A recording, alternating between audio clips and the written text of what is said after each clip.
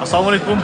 Mына бүгін дагы жаңа саналықтарға насип кылып, Рамазан айының 14-күнүндөбүз. 14-күндө дагы Версаль ресторанында 140 кишиге ооз ачырууга себепкер болгон Альбежкебиз. Assalamualaikum, урматтуу кыргыз калкы. Буйрукта сиздер менен жакшылыктарды бөлүшүп турабыз. Баарыңыздарды Нооруз айында дуа тилектериңиздер кабыл болсун.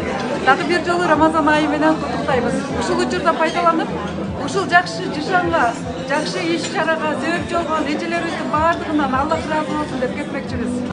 Жана ошондой эле бүгүнкү бизде конокто болгон өз азиздер жана Жулайлар фондунан 100 үндүрө келишкен. Аларга албетте азык-түлүк башчылары да берилүүдө ага демөөрчүлүк кылган Курманбай кенти мүнөсүнө терең ыраазычылык билдиребиз.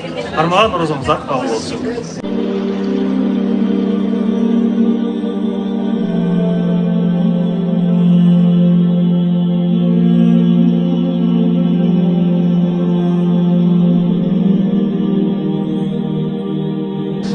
Мына бүгүн ошол 100 коногубузга 100 ушундай азык-түлүк башчыларын берүүбүз. Владимир Чулкан Курманбай кенти мүнөсүнө терең ыраазычылык билдиребиз.